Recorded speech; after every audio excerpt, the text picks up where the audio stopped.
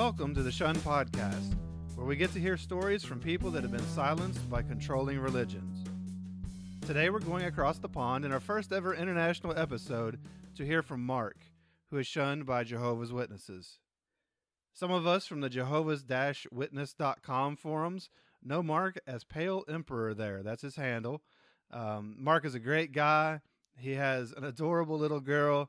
And at the end of this episode, there's a pleasant surprise for those who are unfamiliar with the recent happenings in Mark's life.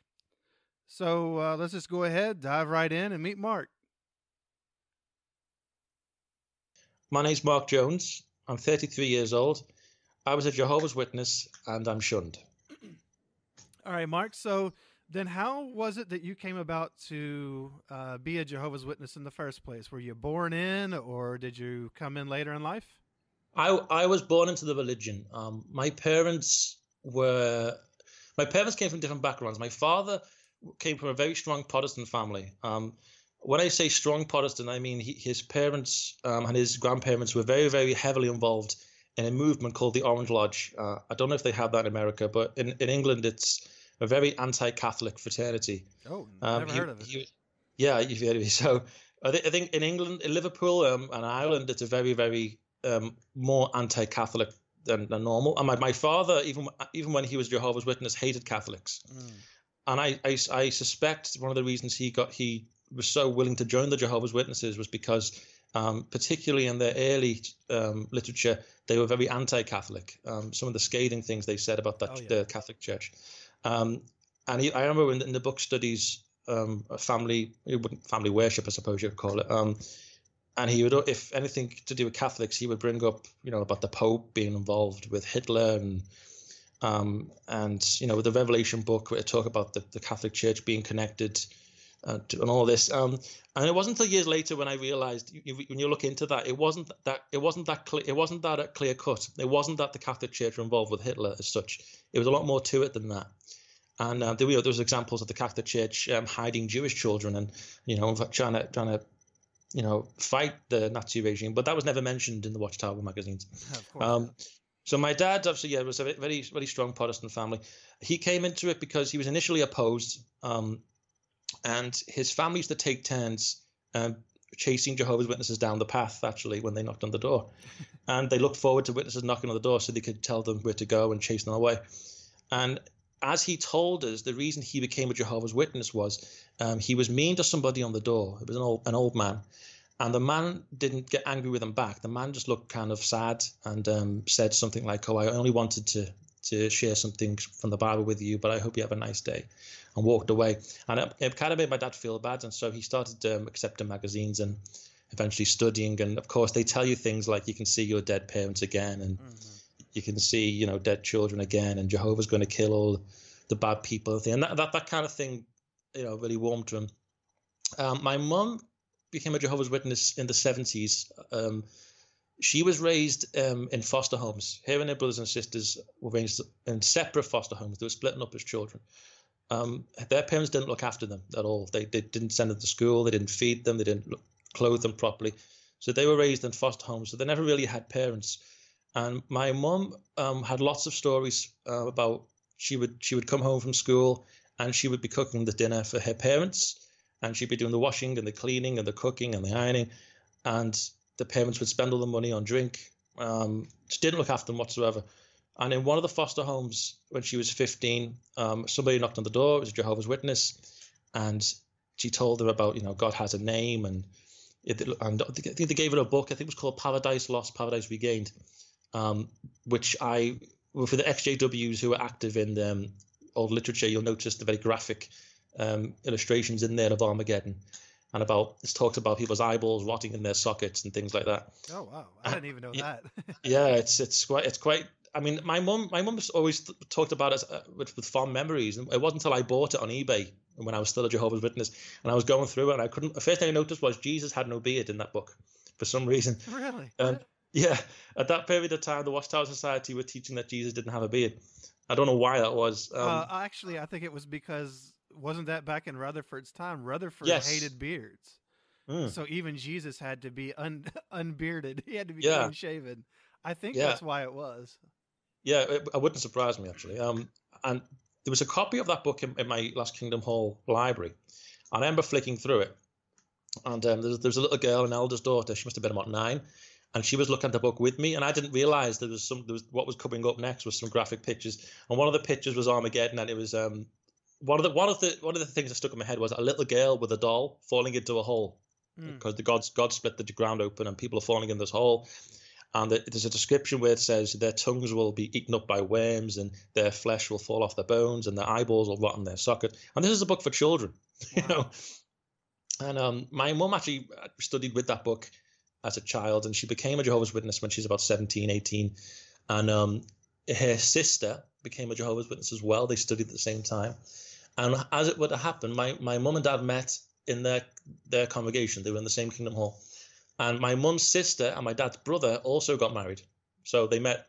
So the next thing you know, you have, brothers and sisters, two brothers married 2 sisters. And so my cousins were also in the same congregation as me, which was nice in a lot of ways. But my family was so strongly I was going to say the truth. My family was so strong in the religion that they cut off everybody in their family who wasn't a Jehovah's Witness. Right. So I've got cousins out there that I don't know who they are. I don't know, even now, I don't know who they are. And my family literally, they were strong in the religion, but they wasn't one of these families that go out on Saturday and Sunday, because there was 5 children in my family, and we didn't drive. My family were quite poor. So going to the meetings in ministry meant you were walked there. So you'd walk half an hour to the meeting, half an hour back again. If you wanted to go in the ministry, you walked to the territory as well. So, and people couldn't give you a lift in their cars because there were 7 of you. So, yeah. So you walk. And so it was really a drudge going on the ministry. No, we didn't like it. We didn't pretend we liked it either. We didn't like it at all. But you do it because you have to do it, as you know, Mike. Yeah. What happened then? I was going to say something. What was it? So yeah, I mean, we didn't go out on Sundays. I remember that. We go on Saturday. We'd only go out on Sunday if we didn't go out on Saturday. And that was what we did. And we look at other families who went out Saturday and Sunday, and we just wondered how the hell they did it. We didn't understand. Or why would you do it? Well, did those other families maybe have cars? They had cars. Yeah. Yeah. Yeah, I mean, like, I remember my next door, as I said, my cousins, my 2 cousins lived next door, and they didn't drive either, but they were a small family. It was my uncle, my auntie, and my 2 cousins. And of course, the people could get them lifts, and my auntie was quite popular. Even now, everybody in the Liverpool knows who my auntie is because she's very personable. She's very active, been a full-time pioneer since 1978. You know what I mean? But of course, she believed Armageddon was going to come before. So, of course, she's still waiting for that. But right. Yeah. So that's a quick background on my family. Yeah. Gotcha. So you personally, being raised as one of Jehovah's Witnesses, what was the worldview that you had? How did you see everything around you? I remember at a very early age, I always liked to read as a child. Even when I couldn't read, I liked to look at pictures and books and listen to the cassette tapes. And I was always very curious and always very studious. And I remember a magazine, I think it was called, I've got it written down somewhere, 1 second. Bear with me a second, sorry. Oh, that's okay. I can't want to bring out what it's called so people can look it up, there was a magazine called Enjoy Life on Earth Forever. Oh, yeah. And this is a magazine, I don't know whether it's intended for children, but it was basically just pictures with little numbers with like, the Bible says this and the Bible says that. And that's where at the age of 4, I think it must have been 4 years old, I learned that there's this thing called demons. And demons like to pretend to be your dead relatives. And demons are watching you. And demons like to, take us away from Jehovah. And I remember another picture, which coincidentally my mother showed my daughter the other day, which was another situation, of people in Armageddon being killed.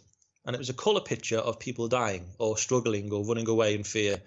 And it was Jehovah will destroy all the bad people. And they're the things I remember. I don't remember anything else about the magazine, but it speaks volumes, the fact that even now at 33 years old, I remember that magazine. And I only remember the demon part and the Armageddon part. Well, yeah, it's terrifying as a kid. As a kid. So So straight away as a kid, I thought, wow, I've got to be a Jehovah's Witness. I've got to stay safe in this religion. Yeah. And that was my only safety, I thought, was because Jehovah's looking after us. And I always felt very close to God. I was always talking to Jehovah in my head. I mean, that's probably mental illness now, you probably think, but as a kid, I was always praying to Jehovah. And whenever something went my way, like if I was in school, if I was afraid of something and I'd pray, if I felt better, to me, that was proof that Jehovah was true. Jehovah helped me. Yep. But if it didn't happen, it was, oh, well, Jehovah was probably giving me the strength to get through it. So it was a win-win situation for the religion, you know? Mm-hmm. Yep. But my worldview was the world is evil, the world is bad, the world is made to look enticing, to draw you away from Jehovah. Nobody really loves you but Jehovah's Witnesses. You can't trust anybody but Jehovah's Witnesses. Christmas is pagan. Any other religion is worshipping Satan. People who are nice to you aren't really nice to you. They're just pretending to be nice to you, so you'll stop being a Jehovah's Witness. And there was an occasion where I was on the ministry and I was working with my auntie, who I mentioned was very, very popular in the Jehovah's Witnesses. Right. And she was she's a lovely lady. I mean, even I still think she's a lovely lady. She knows her Bible back to front, but it's Watchtower's interpretation of the Bible. Mm-hmm. I remember being on the door-to-door ministry with her when I was a child, and somebody gave us an Easter egg. There was somebody up in the door, and this woman was very friendly, very, very nice, and she had all these Easter eggs because she has all these grandchildren, and she says, "Here, you take some Easter eggs." She gave me an Easter egg, and my auntie said thank you and stuff, and we walked away from the door, and she took it off me and smashed it on the floor. Oh. Because it's an Easter egg, you know. Yeah. I just look at it and I see, oh, it's chocolate, you know. But my auntie was like, no, it's a pagan fertility symbol, and she smashed it on the floor with her feet, and I remember even now thinking, what a stupid thing to do. It's just it's the chocolate egg, you know. Yeah. But that was the worldview we had, and to me that was absolutely normal. It was like, yeah, it's, you know, you don't mix the religions together. It's, the woman was nice, but unfortunately she's worshipping Satan without knowing it. Yeah, yeah. It was very black and white, very black and white. There was no leeway. There was nobody was nice if they weren't a Jehovah's Witness. She might as well have given you an egg of the demons. That's it. And I always wonder, even now, if you were a powerful demon, would you waste your time with a chocolate egg or secondhand clothes? You know what I mean? Right. You would think they would have better things to do. Exactly. With all that knowledge and power, that's why you know I became an atheist eventually, because I thought, if you were a demon, why would you open and close doors and windows? Why would you do that? Yeah, or make a rocking chair move or something like that. Because I've got to say, I consider myself a pretty good person, but if I was an evil demon, I would probably materialize in front of the President of the United States and say, I'm going to possess your body and I rule the world now. That's what I would do if I was a demon. Well, some would say that has already happened with the current president. Oh, that's good, yeah. So then what was childhood like at home for you growing up as a witness?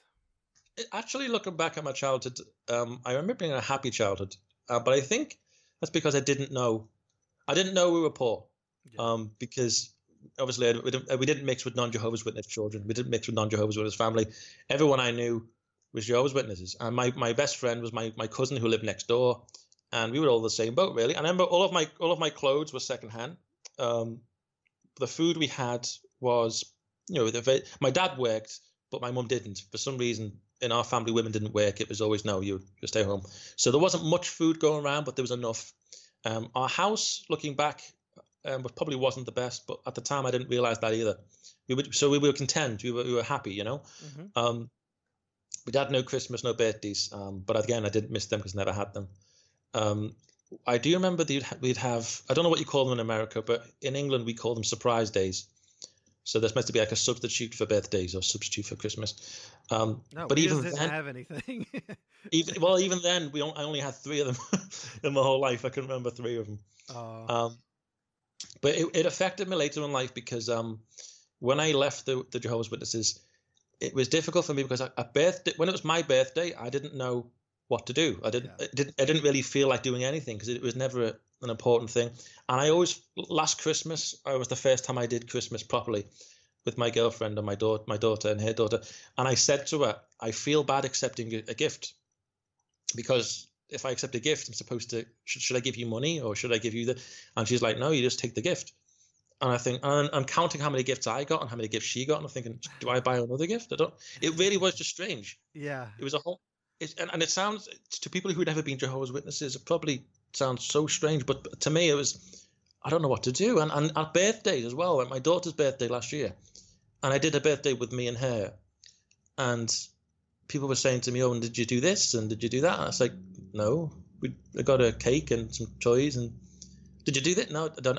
You know what I mean? I didn't know what to do. Sure. There's probably, people who do Christmas and birthdays know what they do. They have the family around. They know what to cook, who sits where, what food you have, where you buy the toys from, when you buy the toys. I bought Christmas gifts literally 2 days before Christmas, which apparently you don't do. You're meant to do it weeks before. Oh, I think there are a lot of people who buy it 2 days before Christmas. Yeah, and again, but those are traditions, and we never had those traditions. We don't have any history to pull from.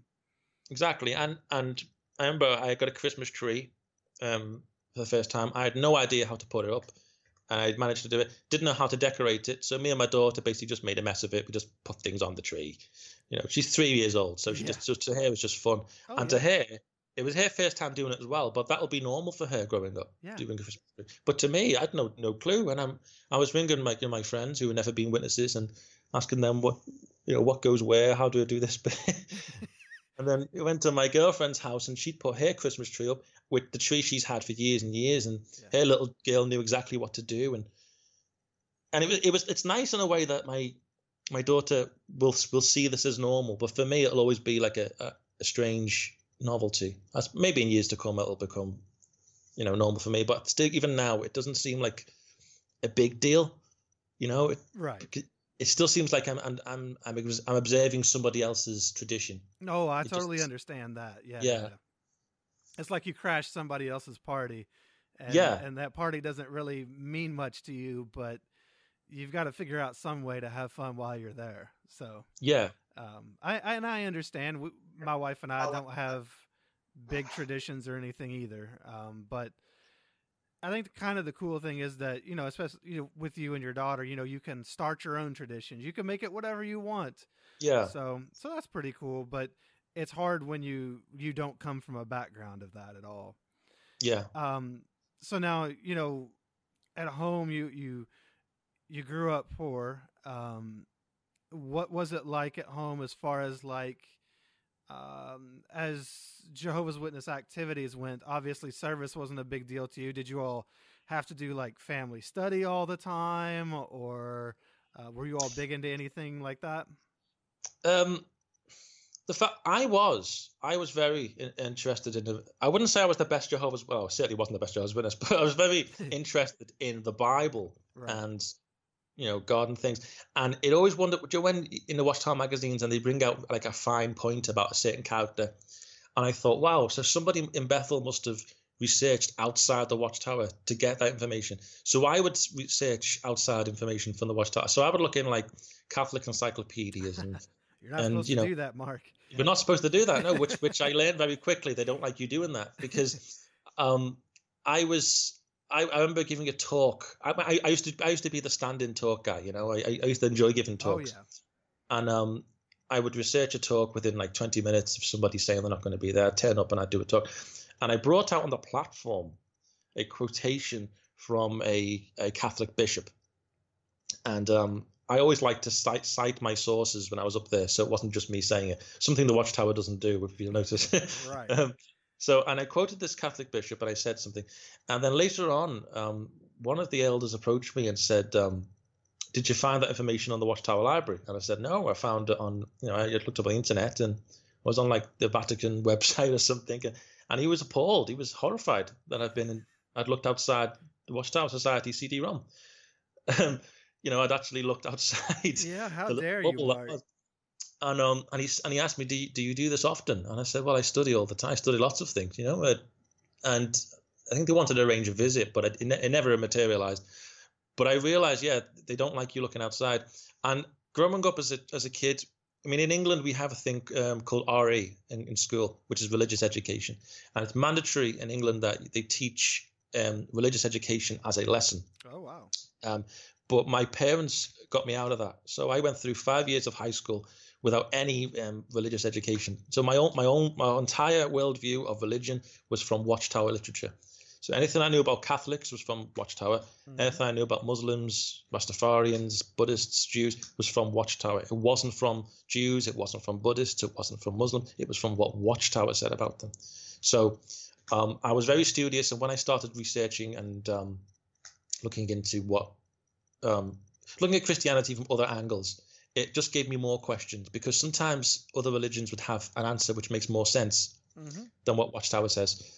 And it got to the point where I stopped believing certain things the Watchtower was saying, but I didn't mention it. Like, I didn't believe shunning should happen. I absolutely did not agree with that at all, simply because Jesus never did it. Right. And when they said about, well, they always bring out 1 Corinthians about Paul says, remove the wicked one from among you. Yes. And my first problem with that was, I said, well, Jesus overrides Paul. If Paul says it, it's okay, because Jesus said, love your neighbor as yourself, and and Jesus didn't run away from the Pharisees. Jesus didn't run away from the devil when the devil spoke to him, or apparently spoke to him. And I always thought it's not the actions of a religion that has the truth. Right. If so, I've got a person I work with who believes the world is flat. Right. Nothing he says to me convinces me the world's flat, because I know the world's round. Right. And it would be ludicrous for someone to say to me, don't hang around with that guy because he might, affect your mind and make you think the world's flat, Right. So that was the shunning side of it. I didn't agree with shunning. I had a problem with the 144,000. Nothing to do with the 607 date being wrong. I didn't know that at the time. The whole 144,000 thing was, as I read it, it was a symbolic book, symbolic people, but a literal number. Mm-hmm. I'm thinking, so why? Who's deciding which is literal and who's deciding which is symbolic? It's just like the faithful and discreet slave. It's in the middle of an illustration, and they take that one part of the verbiage and make that a literal thing, and then appoint 7 men and call them that. So yeah, and I also thought as well, if we're honest, there's been so many sincere people throughout the ages who've been in different Christian religions, like Martin Luther, for example. Right. Who's very well educated, and he never mentioned anything like that. You think he would have mentioned it? You think somebody would have stumbled across it, sooner? And if God wanted, if that was a true teaching from God, it would be very, very clear. And also, I thought there's probably more than likely more than 144,000 Christians in the first century. Oh, yeah. That was always so messed up, because we had no basis on what this number had ever been in the past. It's like they just pulled it out of thin air. Yeah. And even now, the numbers are going up, aren't they? And they stop publishing the numbers now. Well, yeah, we know why. That's embarrassing. The numbers are going the wrong way.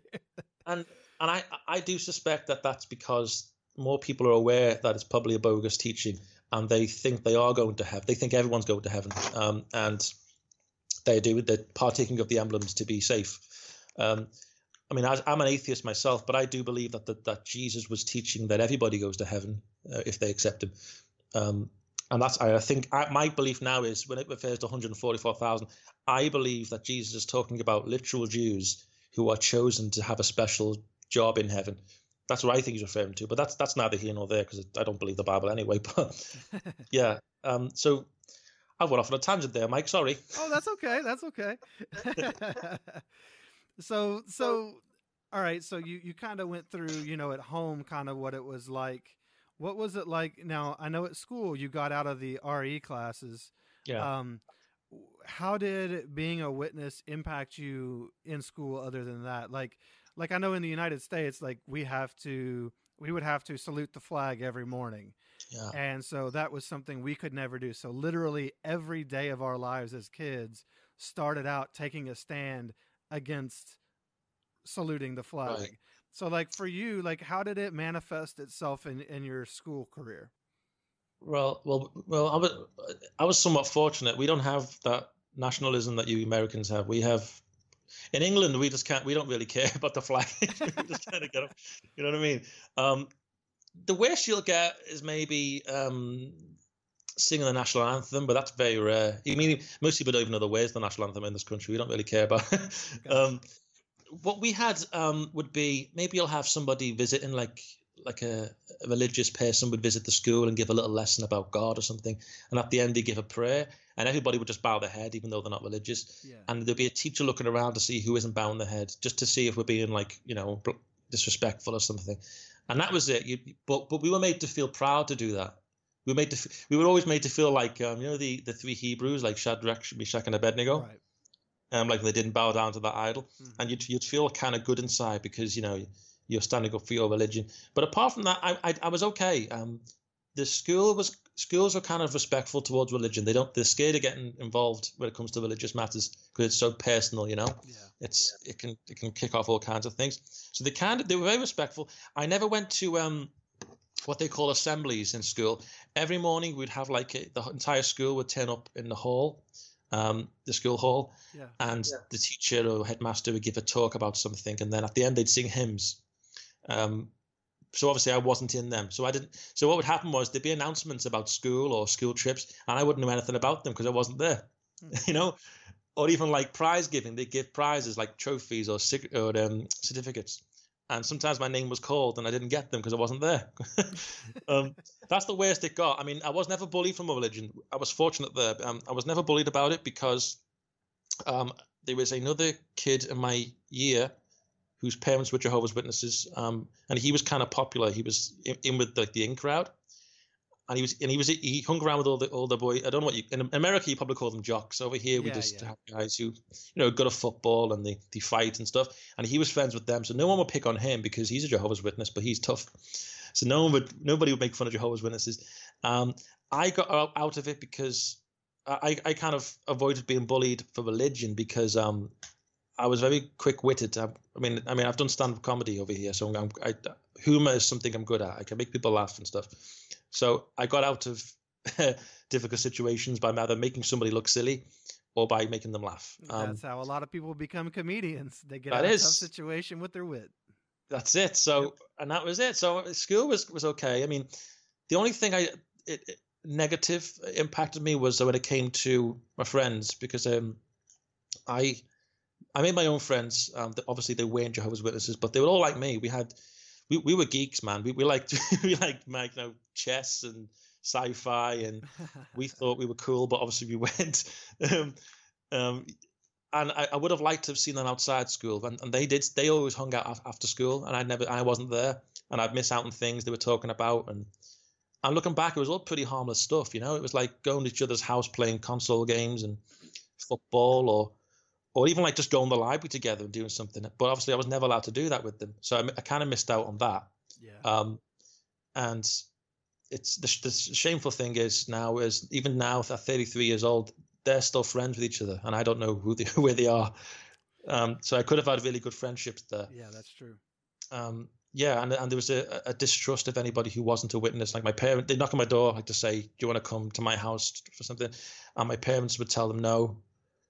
Because I'm not allowed to go out with them, and they'd be wondering why. And the real reason is because you're not a Jehovah's Witness, and that's the reason. Right.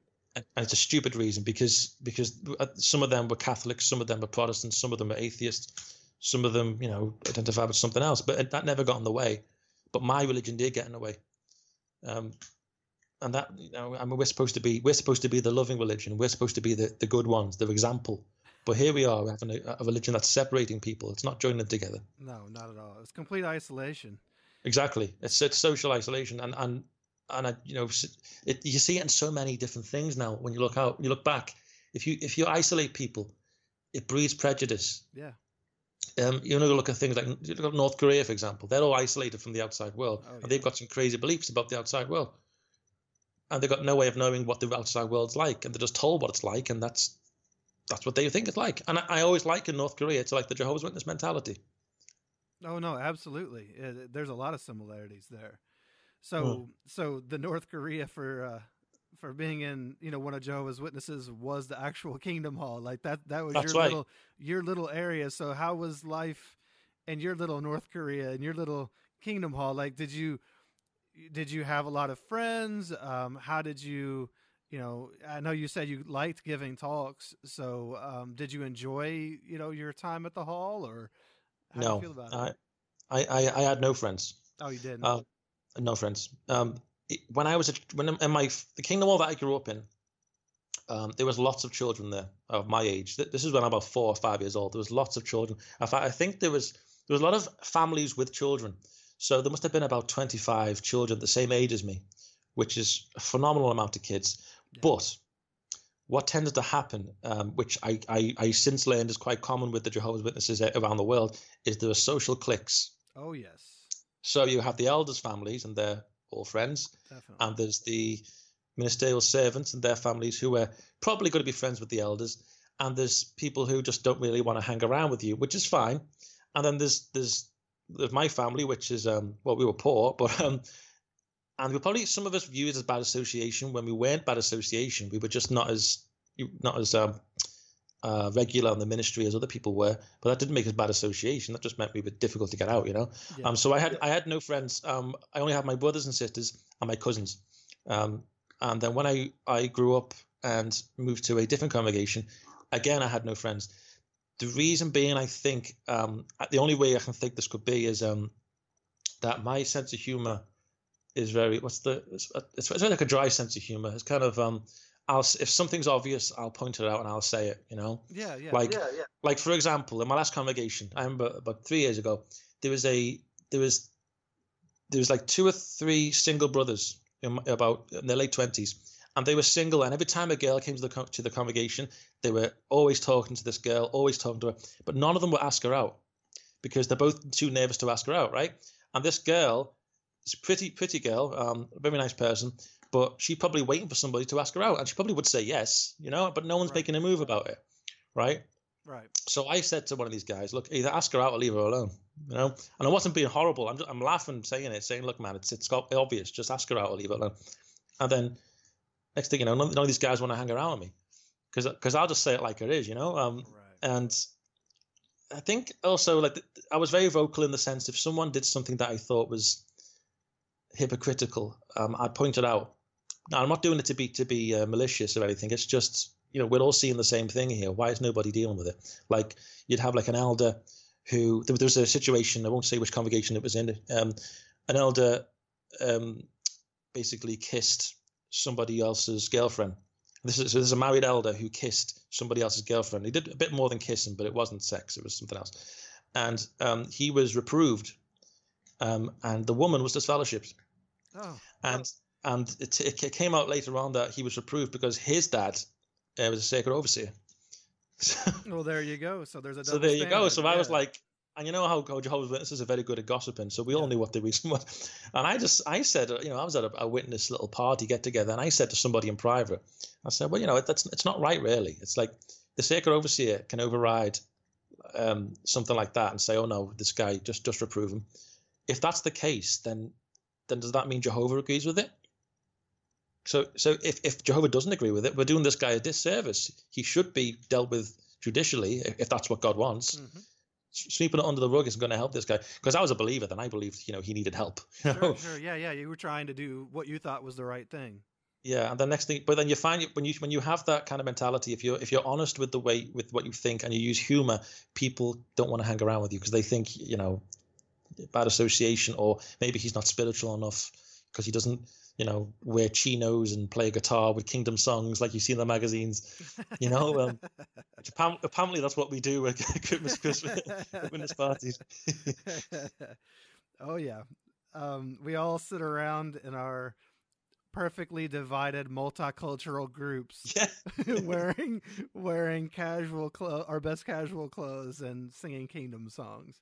Don't forget the orange juice. There's always orange juice out on the table. Yes, and the orange juice. So then how did it go? You know, so, you know, being that outspoken and, you know, not really having a good circle of friends and everything, how did it go as you started, you know, into your teenage years, as you started getting, you know, approaching adulthood? You know, did you have plans to go to college? Were you hoping to go to, I guess your version of Bethel, which would be the branch or something, or like, yeah, well, what were your goals? What were you going for? How was life for you? My goals were to study in university. I didn't really know what I wanted to do at first. When I got to about 16, 17 years old, the high schools in England kind of give you the thing called options, where you pick specific subjects you want to study in secondary school for the last 2 years. And I chose certain subjects because I had hopes to become a vet, because that kind of thing interested me. And I picked like, biology, chemistry, or these kind of things. And then as it progressed, when I left school, my grades weren't good enough for university to study veterinary medicine, but it was good enough to study to be a doctor, not initially. It would be, you could go and study these subjects and then progress to medicine, but they were good enough to get started on that. Right. And I had an interest in that as well, so I started to pursue. I started looking into courses, what we call A-levels in England, which is like the step below university to get you into university to study medicine. And I was going down that road, and then I started to get pressure from my family because Armageddon was going to come any second. It's just around the corner.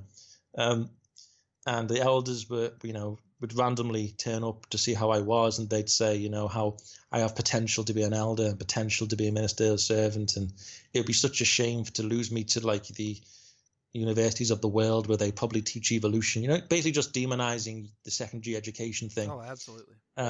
They really didn't want me to go to university. I didn't really have a reason why. They didn't tell me why exactly, although looking back I can see why. It was because obviously university, they teach critical thought, which they didn't want me having.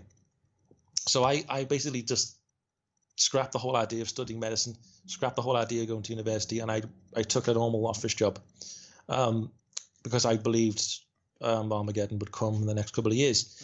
Mm-hmm. That was 17 years ago. Mm-hmm. So if you work it out, I could have studied medicine, qualified to become a doctor, and been practicing medicine for 8 years by now. So wow. So if you look at it that way, it's like if any Jehovah's Witnesses listening to this, who are hoping to study anything in university, I'll just tell you that they were telling me when I left school that Armageddon would be here, and it isn't. And they were telling my dad and my granddad that Armageddon would be here before they leave school, and it isn't here. And it would be foolish to presuppose that Armageddon would come within the next few years, because as the Bible says, nobody knows. And so if nobody knows, there's nothing wrong with going to university and expanding your mind and helping the human race by becoming a doctor or a scientist or something. And for all we know, I could have been used in Bethel as a doctor, which they do. They hire Jehovah's Witness doctors now, which is ironic. Right, yeah. They tell you not to go to university, but then if you do qualify, they take you, So, yeah. Because they know that they need doctors. Yeah. They just don't want you to be one. Yeah, and they certainly need lawyers lately. So then you're out of high school. You're bypassing college. Mm-hmm. You've gotten yourself an office job. You said, are you trying to pioneer or anything, or are you just kind of living life as a? No, I'm just living life. It was when I first got a job. And your first paycheck, it's like, oh wow, I feel rich, Okay. So you start enjoying it. So by this point in my life, I have two sisters. My sisters were popular because the Jehovah's Witness guys wanted to date them. So there was a lot of parties happening in my teenage years, a lot of witness parties in my teenage years and early 20s. And my sisters would get invited because everybody fancies them, and I'd get invited because my sisters know that if you put me in a room of people I don't know, I will know the whole room within an hour. I do a thing called, I work the room. I go around like everybody and I speak to everybody. And people, I have a knack with connecting to people. I don't know why that is. And my sisters knew that if I go with them, I can get to know people and I can introduce them to people and I can get people, network and get more parties going. I've always been able to do that. You were their wingman. I was their wingman, yeah. And it worked out well in some regards because there was some there was definitely a party scene in Liverpool, but you would see things like sometimes you go to parties where they were very, I don't want to say worldly, but they were very non-Jehovah's Witness. I can remember two particular ones where one was some guy, his parents owned a garden center and they went on holiday to America. And so while this whole garden center was empty, this guy decided to throw a massive party in this garden center. It was amazing. It was a good party, to be honest with you. It's fantastic. And I remember there were people just making out with each other. There was people in the swimming pool with no clothes on. There was people well, probably having sex upstairs, you know. But and I remember one was an eldest son who was in one of these rooms, which I assumed they were having sex. He was in there with two girls, and their bras were on the door handle outside. And these are Jehovah's Witnesses, by the way, right? But now, bear in mind that Jehovah's Witness, teens, right? Yeah. Now, if I wasn't a Jehovah's Witness, I wouldn't think anything of this. I'd think, well, they're just doing what they want to do. But I was a Jehovah's Witness, and I wasn't super strict, but I was thinking, man, this is bad. and me and my sisters left that party after about 2 hours. We stayed there 2 hours before we got up. And we went to someone else's house, there's another party going on there. And the next day, in the Kingdom Hall, next day was a Sunday, one of the elders started to visit all of us to see who was at that party and what happened and who was with who and what happened. And I just said I was there, but I didn't see nothing, I didn't mention that it was his son in the room with two girls. Oh, that's hilarious. But nothing came of that, I mean, I think two people from like Manchester, which is like the next city, who were there, two of them got disfellowshipped. There was maybe a few, marking talks, but nobody really got dealt with. But there was definitely more than what did I just put it? More than bad things going on there. There was cigarettes, alcohol, sex, marijuana. That was all there. Not Jehovah's Witnesses, Mark. They don't do that stuff. No, but you'd be surprised. Oh no, I wouldn't be surprised anymore.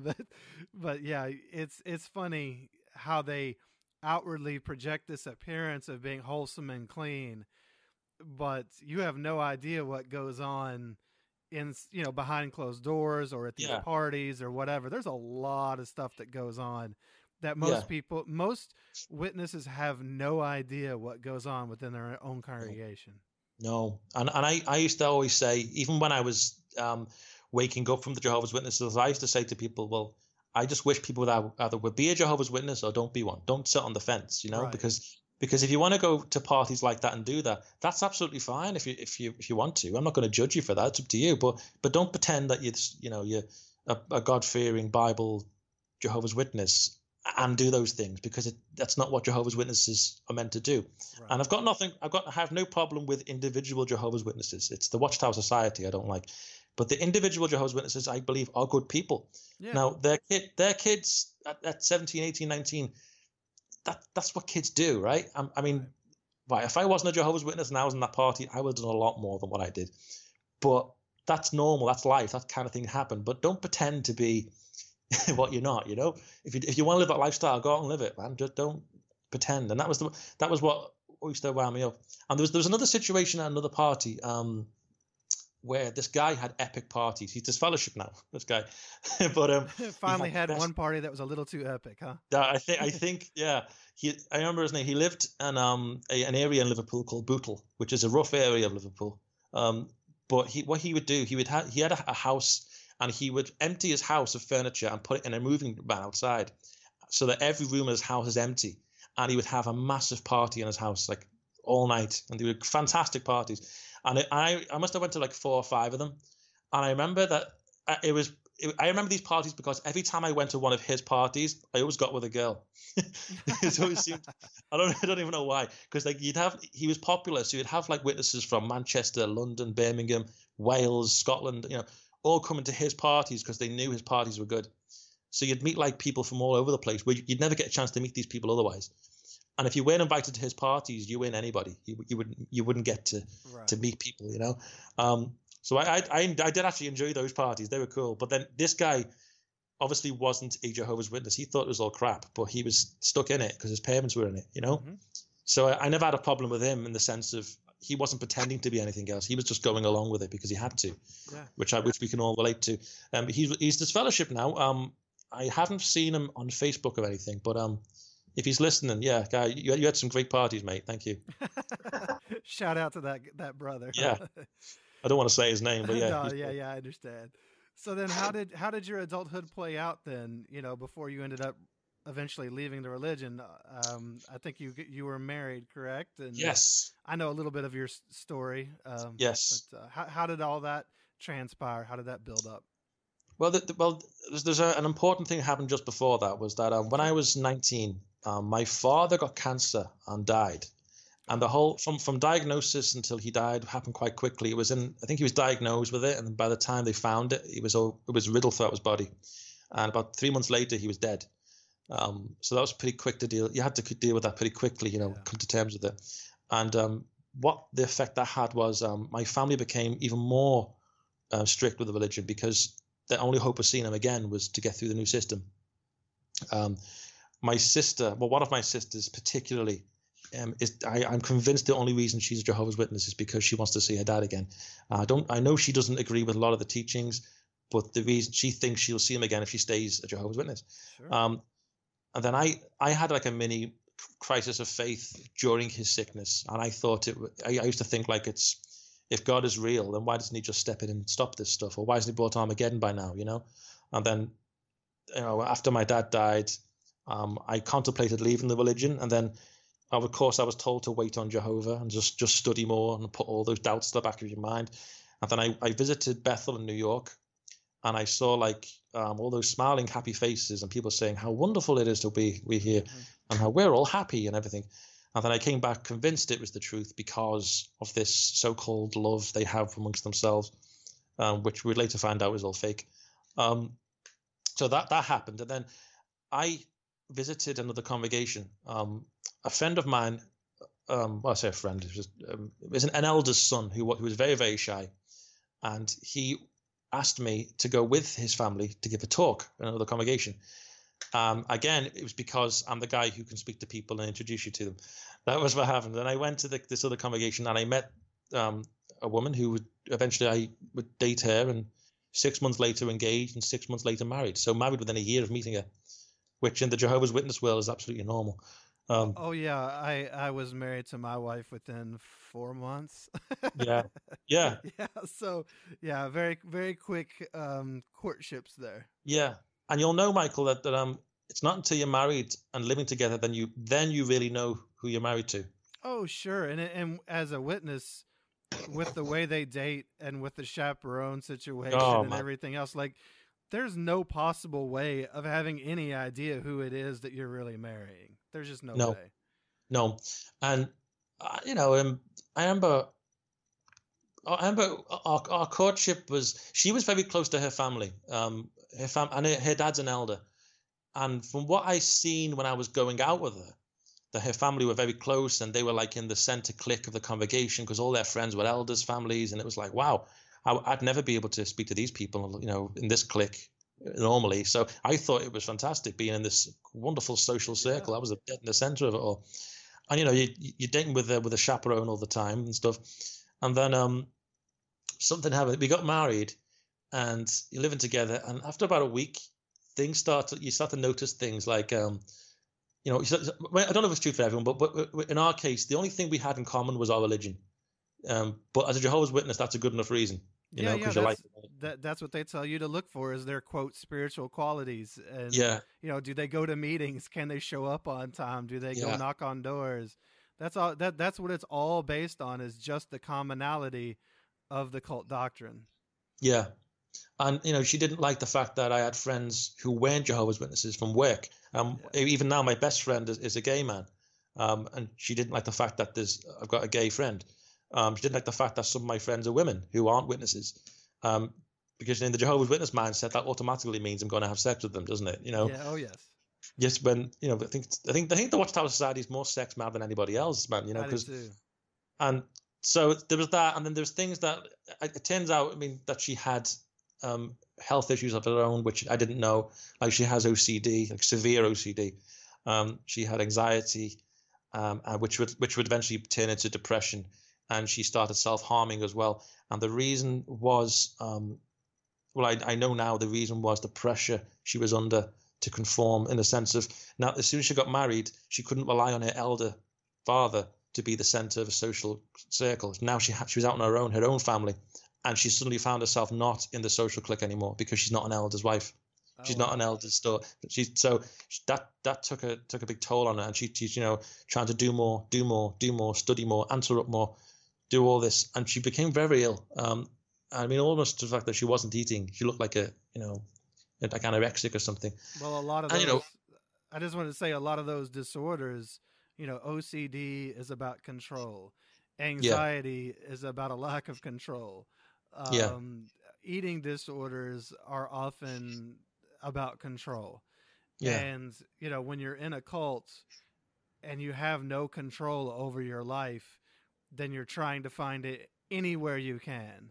And Yeah. so those disorders are really pretty common among Jehovah's Witnesses, because the situation is so out of control. I had some OCD tendencies, though I would nowhere be on the OCD spectrum, and a lot of anxiety, and it was all because of being so out of control in the cult. Yeah. And since leaving, you read out that, and there's a high volume of people who are Jehovah's Witnesses who suffer from depression and suffer from self-harm as well as another big one. For my last congregation, I know personally, 27 people out of 75 in the congregation who were depressed. I know 8 of them personally who were on medication for clinical depression. That's quite a high volume of people for just one congregation. Yeah. When it comes to self-harm, that's not something I'm qualified to talk about. But I know my ex-wife did self-harm for a time, and also some of her friends in the congregation, she would tell me, who also self-harm. I never really understood why, and it was brought out of frustration. As you said, there was no control in their lives that they had control over, and cutting themselves or burning themselves was them taking control in some way. Yep. Well, that's how it was explained to me by them. And that's not something I would make light of. That's a serious thing. No, it is. And so we were married, and then we were her family, as I say, was an elders family, and they were all friends with elders families. And then we went on holiday, I remember, to Wales. They like going hiking and things and camping and stuff. And we hired a massive cottage. I remember this in Wales somewhere, and it was me and my wife, her family, and 2 other elders' families. Now, the 2 other elders, I'm going to say, they're assholes, man. They are. I would never hang around these guys in the real world. But Elders at the time, are never assholes, Mark. You're just making that up. I think that's a qualification to be an elder. Actually, I don't know. I think so. I think it is a qualification. And I remember sitting at the dinner table. I think I've told you about this in online somewhere, but sitting around the dinner table, we're all sitting there, and my father-in-law started talking about a judicial committee he'd just been on, and he named the person, he named what it was they did, and he talked all about the ins and outs of it. And then his wife, my mother-in-law, said, yes, well, his wife, he was always like this, and his wife was always like that. So his wife knew the ins and outs of the judicial committee. And then the other 2 elders there started talking about a judicial they've been on. And then they talked about judicial that they've all 3 have been on, and they're talking about things that I shouldn't know about, and their children shouldn't know about, and their wives shouldn't know about. So when you go, I've been on a judicial committee myself, and they say to you, whatever's said in this room stays in this room, and we don't tell anybody about it. And if, again, any Jehovah's Witnesses listening, that is not true. I know things that I shouldn't know about people from my last congregation. And if they knew what it always comes out. Yeah, man. If they knew that I know what they did, they would be mortified. Mm-hmm. And again, one comment that really hit home and annoyed me was the judicial committee that all 3 of them had been on, that they just had.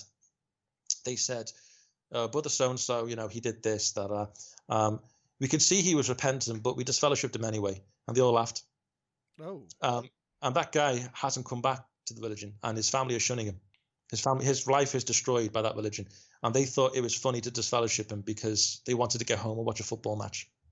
Wow. And he's still disfellowshipped now. I don't know who he is, where he is or what he's doing, and that's bad because, being shunned, you can either cope with it or you can't cope with it. And if you can't cope with it, you're in for a tough ride. You need support of people, and especially from your family, and his family is shunning him. Yeah. And it's sad. So yeah, and things would progress with the marriage. Things didn't go too well. I did love her. I did.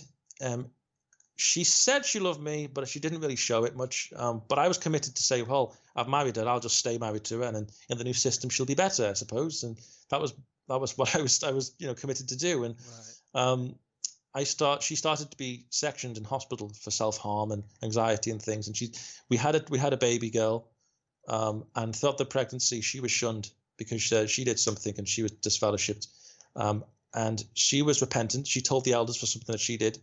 and she was repentant about it. She told the elders the same day, and they disfellowshipped her anyway. And I was in the judicial committee with her, sat there, and the elders said, and I quote, "We can see you're repentant, but we must disfellowship you anyway to make you learn."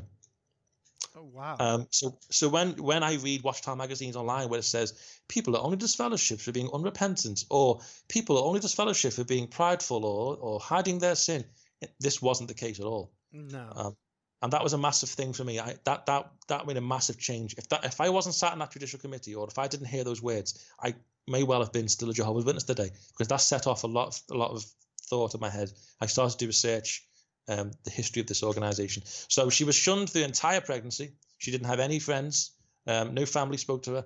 She had the only person who spoke to her during the entire 9-month pregnancy was me. Wow, that's really hard. Yeah, that's got to be really tough. Yeah, and of course, she said she didn't have any friends who weren't Jehovah's Witnesses, because she was a good Jehovah's Witness. She had no worldly friends, right. So she had no one to turn to, and she couldn't talk to non-Jehovah's Witnesses when she's disfellowshipped, because she's working to get reinstated. So she's trying to be the best Jehovah's Witness she can be. And I remember she was walking in the snow to the Kingdom Hall, and people would drive past her, and she's like 9 months pregnant, and there was no common sense. This person's pregnant. There's no love. There's no love. There's no love. And eventually she was reinstated. After the birth, she was reinstated.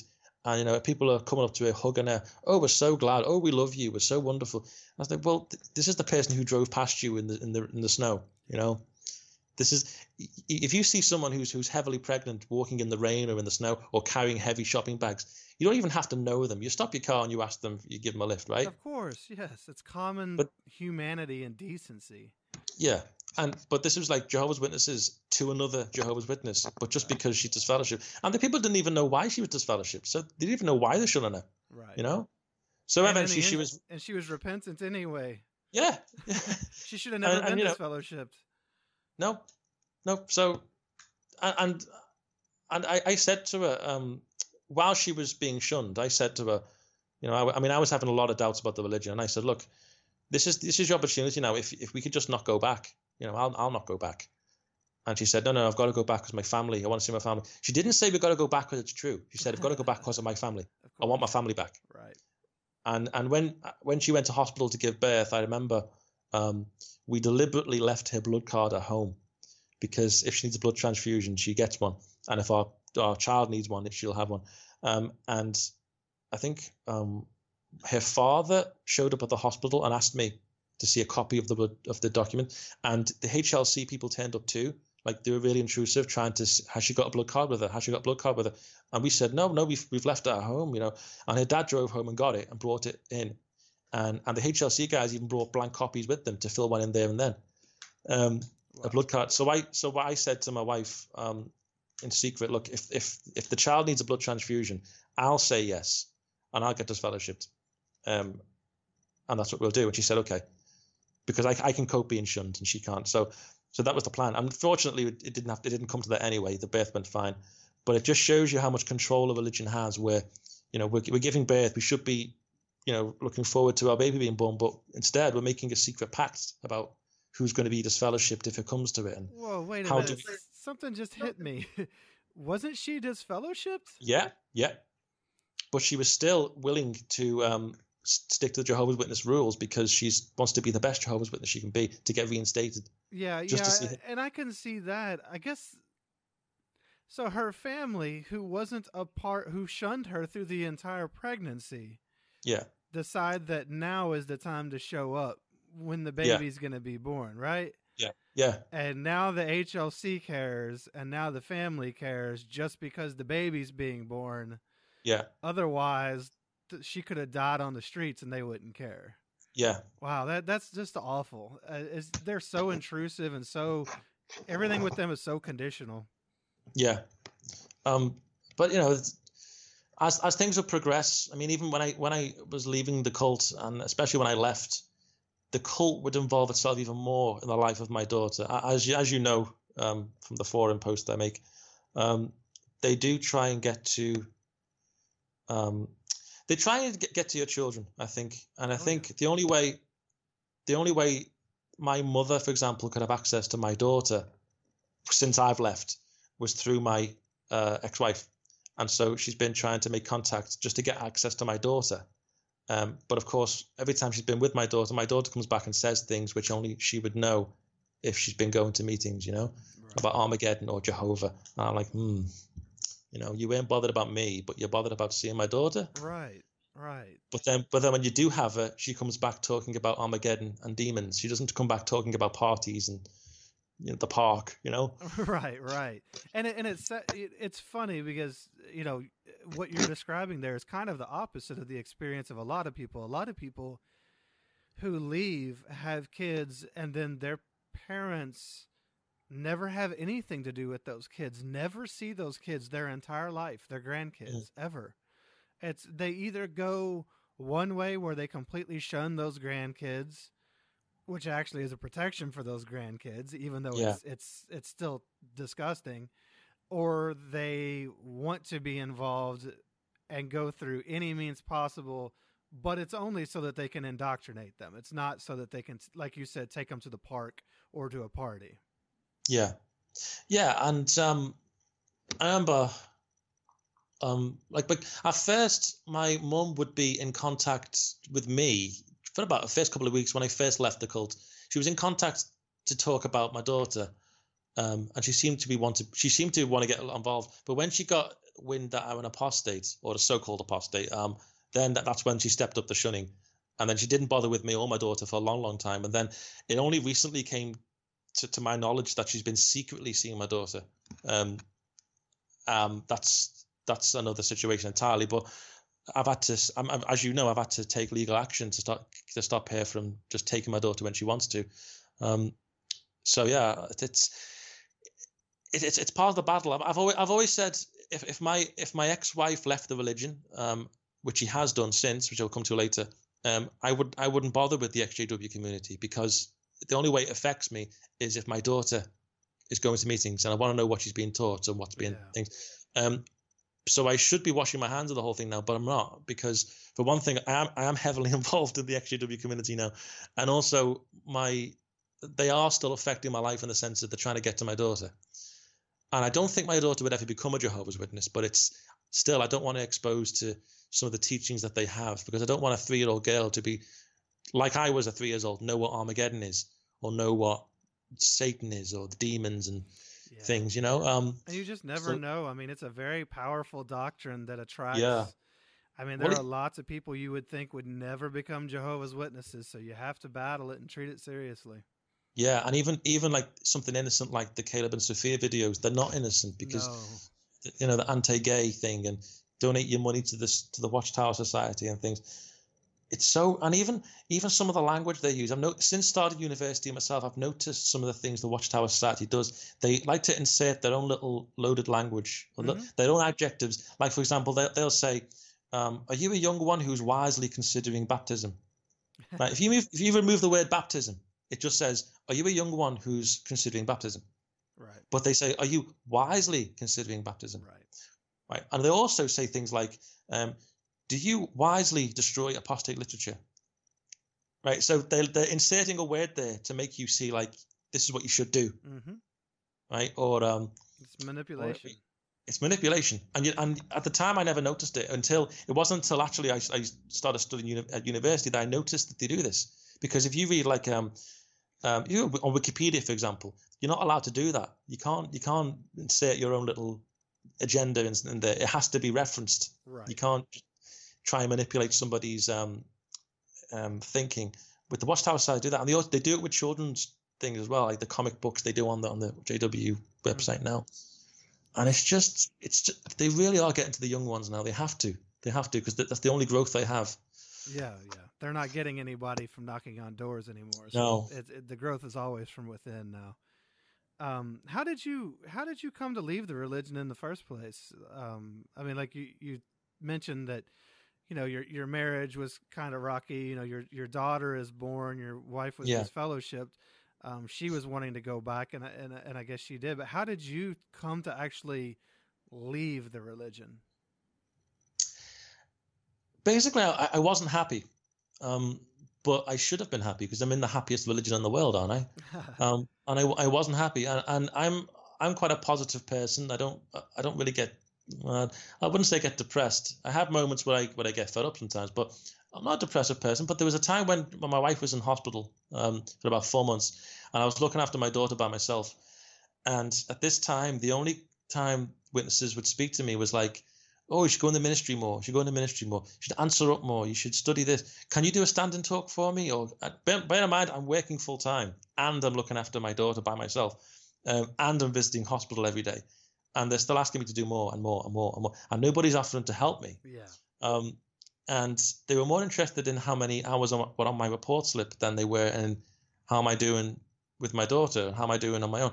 And I started to look on a forum, Jehovah'sWitnesses.com, and I would read on there. I never posted, I read on there. Now, I don't know if this is true for every ex-Jehovah's Witness who goes on there, but I would read the posts on there and I would be terrified. I was terrified because I'm on an apostate website. I was at first too.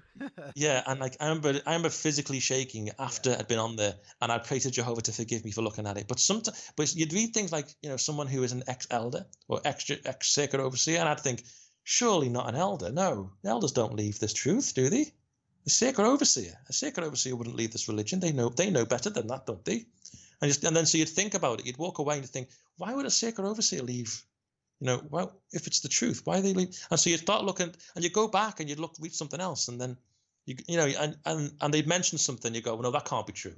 We can't be involved with the United Nations. I know we're not. That's a lie, because the United Nations is part of the satanic system. No. And the next thing you know, there's a letter. Yes. You see the letter, that they've joined the United Nations as an NGO. And then I thought, well, it was just so they can have a library card. That's okay.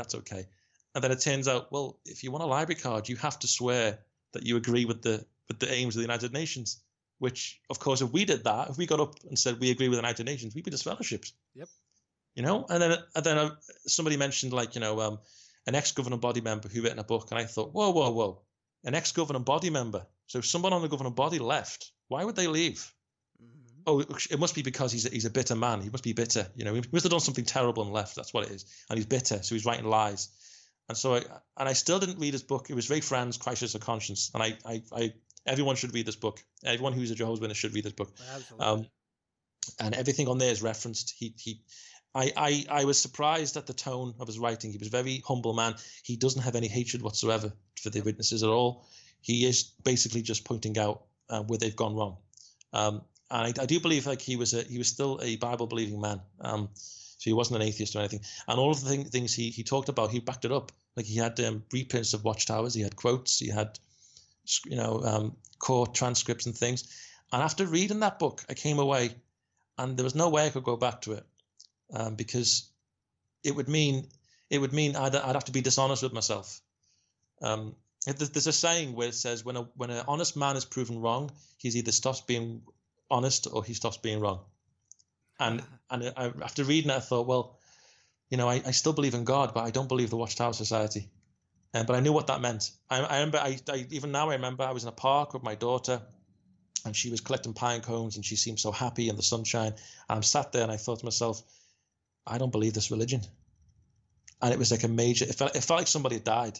I remember feeling that someone had died, and I thought, it's not true. This religion isn't true. And I've been involved with it for 31 years, and it's all been for nothing.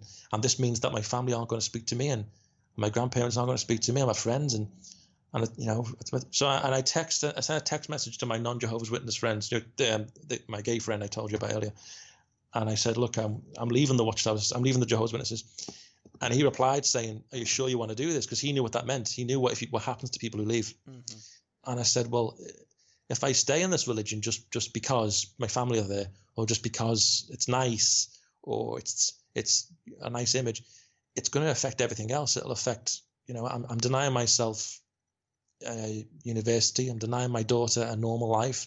I'm denying myself friends.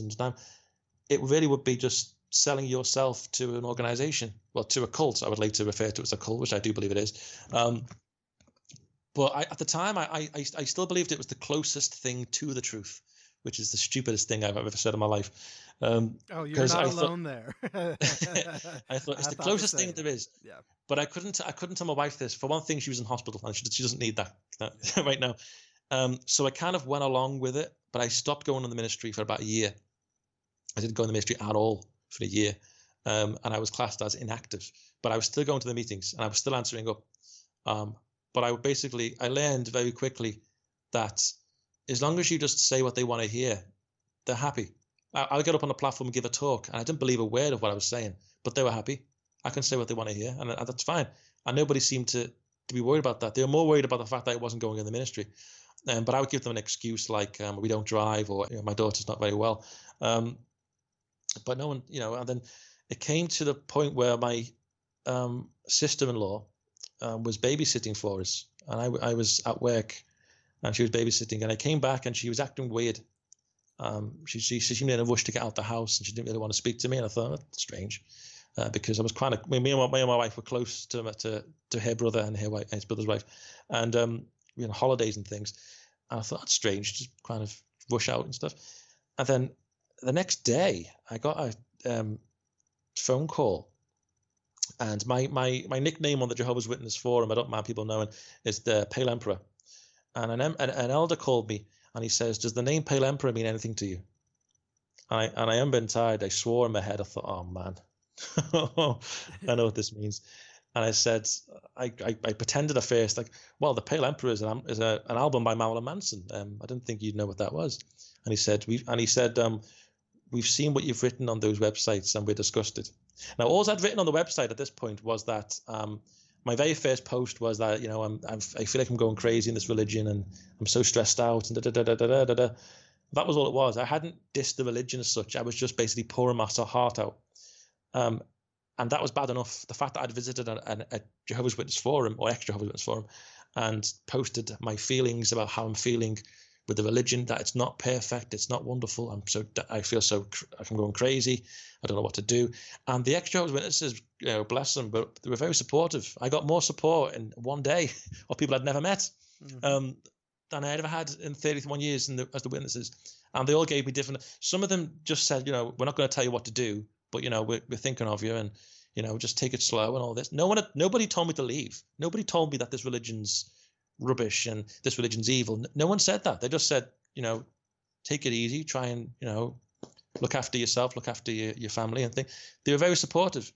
So this whole thing about apostates being, drawing people off after themselves is rubbish. I mean, even myself now, I'm a so-called apostate. I don't care if people follow me. I don't really care. I just want people to know the facts and then make up their mind about what to do with it. Yeah, absolutely. Because if you know the truth about this organization and still decide to be a part of it, that's fine. I don't have a problem with that at all.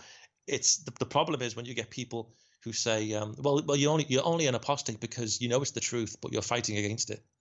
And that's infuriating to hear because because we know, we don't. What if it was true? I would be in it. Absolutely. If it was true, I would be part of it. But there's only so many times you can forgive, like a failed prophecy or a failed prediction or new light.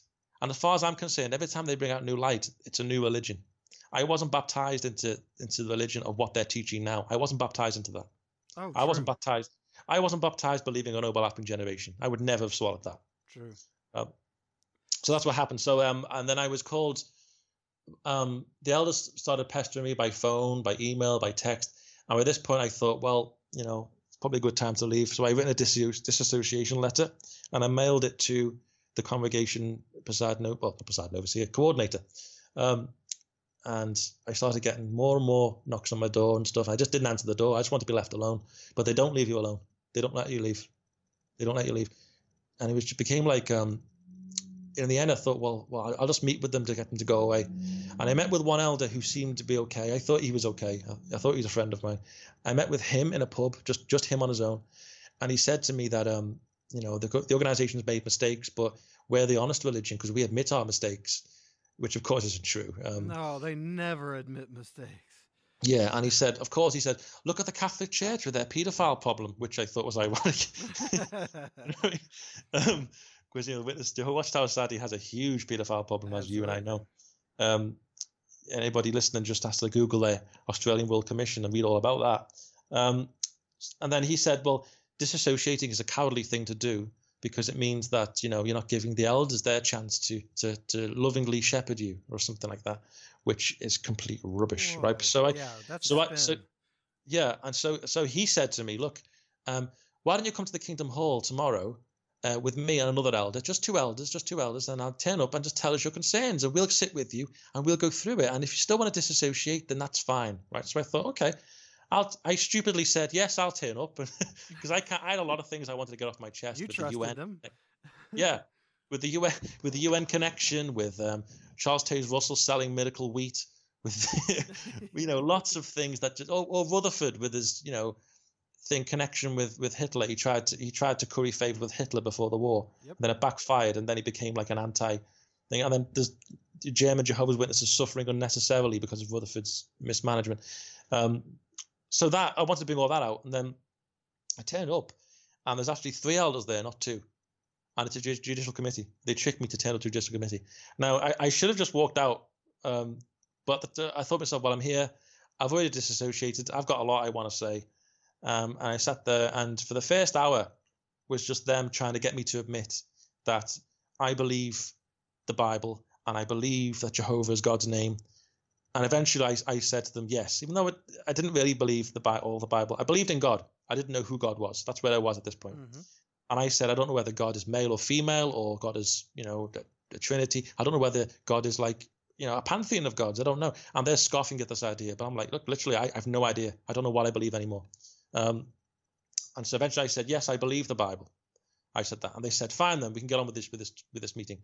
And basically, for the next 2 hours, they tore up my disassociation letter in front of me, and they said, well, your actions are showing that you're not humble and you're not following, the direction that Jesus has chosen.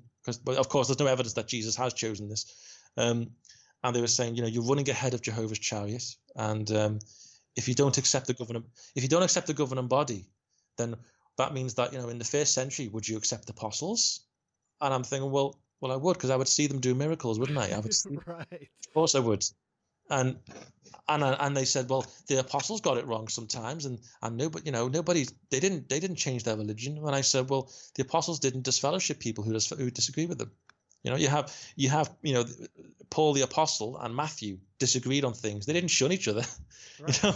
One of them didn't get disfellowshipped. They just kind of say, yeah, we disagree on some things, but whatever. And there was a scripture that I remember. I can't remember which scripture it's in, but the Apostle Paul said, some follow Apollos, some follow me, some follow somebody else, but we all follow Christ, right? Mm-hmm. So what that tells me personally, I said to the elders, is even back then, there was different branches of Christianity popping up, but it didn't matter because it all leads back to Jesus. That's what, as far as I'm concerned, that's what he was saying. Some follow Apollos and his teaching of whatever, some follow me. So I was saying, well, let's say I become a born-again Christian, for example. If I did, as far as I'm concerned, I'm still in the teaching of Christ. That's what they believe. So that's not really an apostasy. It's just a difference of opinion. But they were like adamant that, no, it has to be the Watchtower Society. Oh, sure. Now, I brought along reprints of Watchtower literature from Rutherford era, of some of the things he said, which directly contradicts things they say now. And of course, that's considered to be old light. And because that's apostasy. That's apostasy. And that's the thing. Here I have their own publications from Rutherford era, and even some was up to the 1980s. Mm-hmm. The Generation That'll Never Pass Away, that one, 1984, and they said that that's now apostasy because it contradicts what we now teach. But I was saying to them, but the Faithful and Discreet Slave printed this. That's what they written. Rutherford apparently was Jehovah's mouthpiece. They're not so discreet. Yeah. So if Rutherford was wrong about this, right, could he be wrong about anything else? Could they be wrong about blood transfusions? Could they be wrong about Christmas and birthday? I mean, I read somewhere, I can't remember where I read it, that Rutherford banned birthdays because he personally didn't like going to birthday parties, so he banned them. That sounds about right.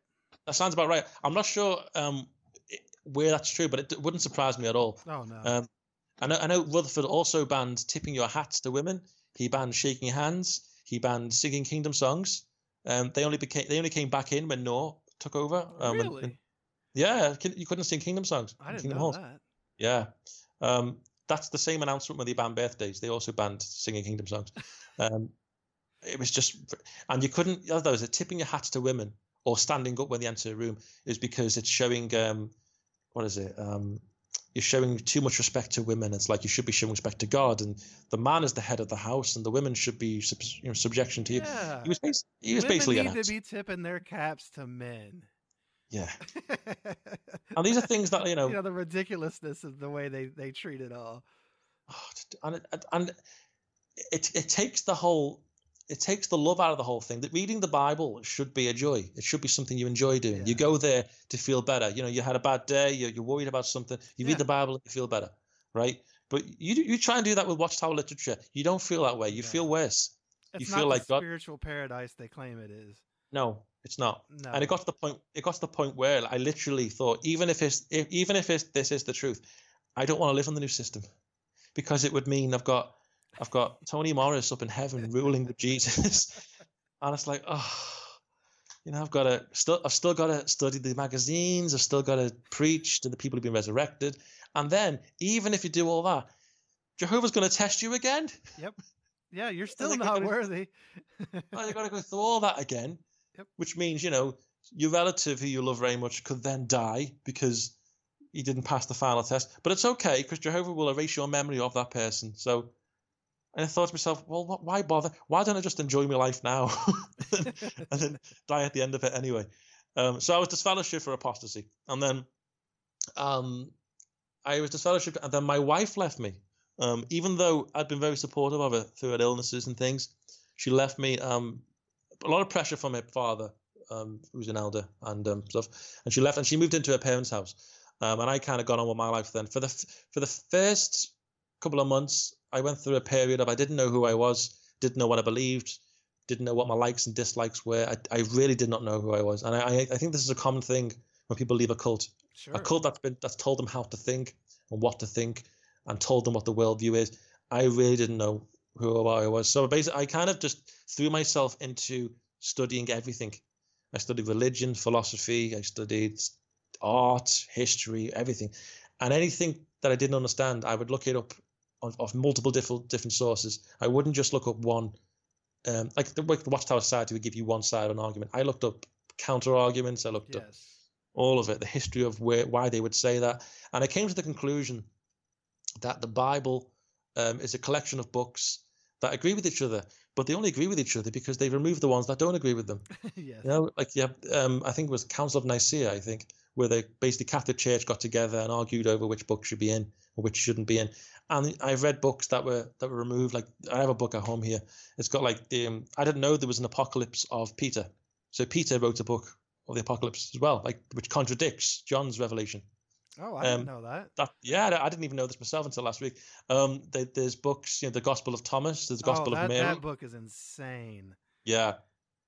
There's even a Gospel of Judas. There's so many books. Now, I'm more than confident that most of the books of the Bible probably weren't even written by the people they're named after.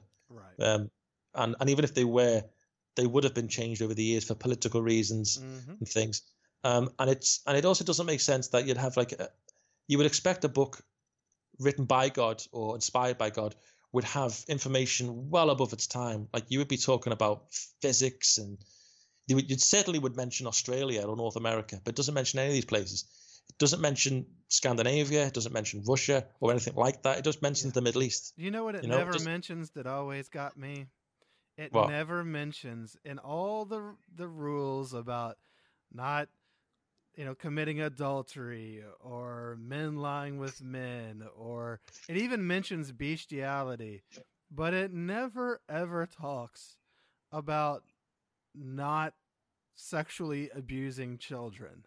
Yes. Like the most vulnerable among us, nowhere in there does it say, and you would think that this omniscient God would be able to see that, you know what, this might be a problem, and I should address this directly like I do bestiality, but it is never, ever mentioned. And that was something that always got to me, was how was that overlooked?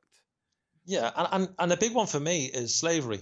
Yeah. Nowhere in the Bible will you find a scripture that says slavery is bad. In fact, you'll find the opposite. You'll find rules to say how to treat your slaves. Right. And even if you want to, someone go, oh, that's the Old Testament. No. It's mentioned in the New Testament too. Paul says, slaves return to your masters, and if your masters should treat your slaves kindly. And there's something that they say, like they go, oh well, you see, it was different being a slave if you were one of Jehovah's people, because slaves were looked after. Well, you read some of the books of Moses, how you could treat slaves. You could beat a slave. You could beat a slave with a stick, and if he doesn't die the next day, nothing happens. You don't get punished. As long as he doesn't die. He can die a week later, but if he doesn't die the next day, you're okay. Wow. And there's things like you can have sex with your women slaves and things, and do that scripture they say where some slaves voluntarily stayed with their masters, and there was a thing where they nail his ear to the doorpost, right? I looked into that, and I even asked a rabbi about this. And you think about this.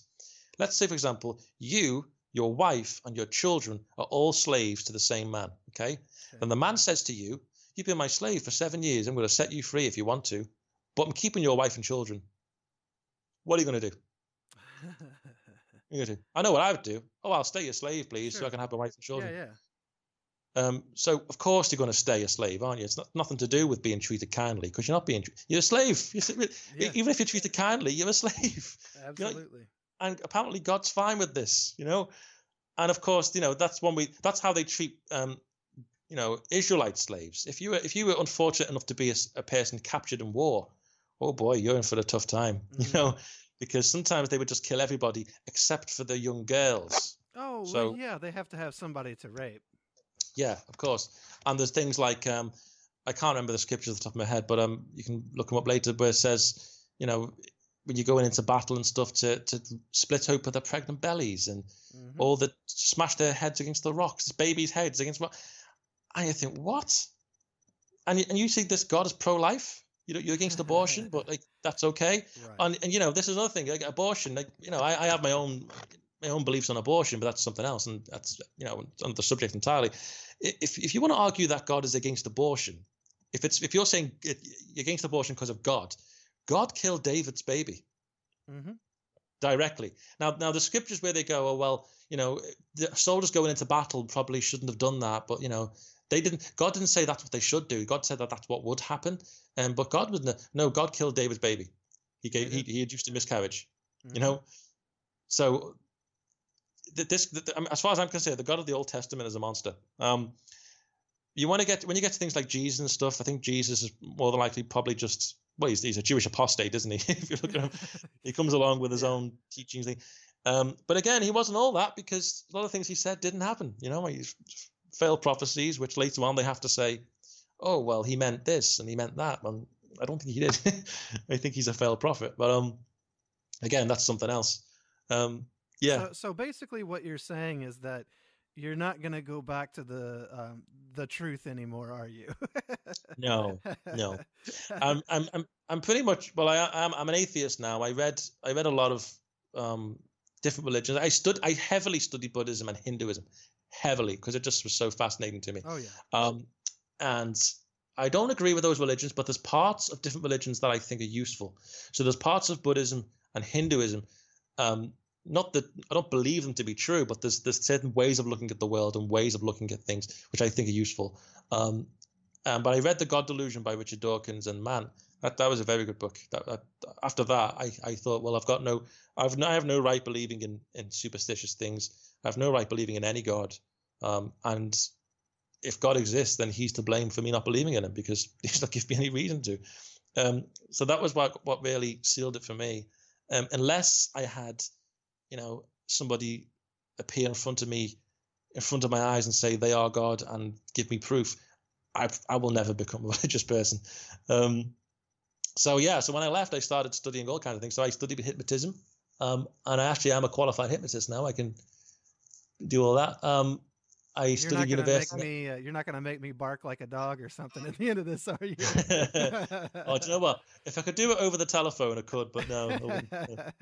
No, but and that was another thing with the whole hypnosis thing. I went to when I was studying it, and I went to the classes, right. And the hypnotist trainer said, what are some of the misconceptions about hypnotism and stuff? And I put my hand up and I said, look, I was in a religion which said if you were in a trance, a demon would pop in your head.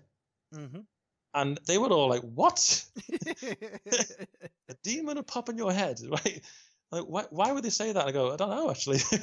And like somebody said, if you can look at the Bible and say maybe Jesus was doing that. You look at there are mentalists and hypnotists and magicians and who are famous, who do things that Jesus did. You know what I mean? Like you look at Penn and Teller, for example.